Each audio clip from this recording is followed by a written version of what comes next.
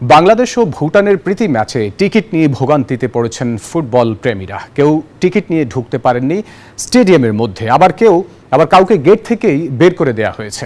এসব দেখে আক্ষেপে পড়েছেন সাধারণ ভক্তরা। খুব প্যারা ভিতরে ছিলাম, আধা ঘন্টা রাস্তা ভাই 1 ঘন্টা লাগছে, কিন্তু তারপরেও টাইমে শুরুতে আসতে পারছি, সেজন্য খুব খুশি। ভাই আপনি কি টিকিট পেয়েছেন? জি না, আমি টিকিট পাইনি।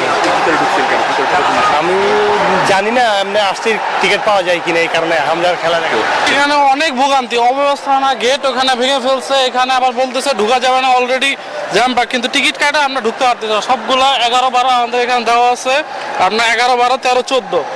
11তে গেলাম, 11 বন্ধ, 12 বন্ধ। সামনে কি অবস্থা দেখা যাচ্ছে, সামনে কি হয়। মিরপুর আমরা 10 মিনিটে 25,000 মানুষ ঢুকি, 10 মিনিটে 25,000 মানুষ মিরপুরে ঢুকা। একবারে সবারই লাইন বাই লাইন দেওয়া দরকার, মাঝখানে কেন ভাঙবে ভাই? কর্তৃপক্ষের আরো সচেতন হওয়া দরকার। এভাবে হলে একটাই চলে না, এতদিন পরে জাতীয় সিস্টেম খুলেছে, চলবে না। সেই দেশে কেন এই টিকিটের সিস্টেম করছে, অনলাইন সিস্টেম? এটাই আমার একান্ত দাবি।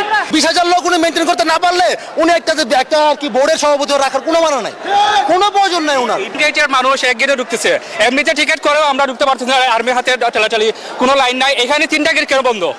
এই গেটগুলোতে মানুষের ঢুকার সিস্টেম থাকতে হবে। 2011 সালে বাংলাদেশ ক্রিকেট ওয়ার্ল্ড কাপ প্রথমবার আয়োজন করলো, তখনই তো বাংলাদেশ ভালো আয়োজন করছে।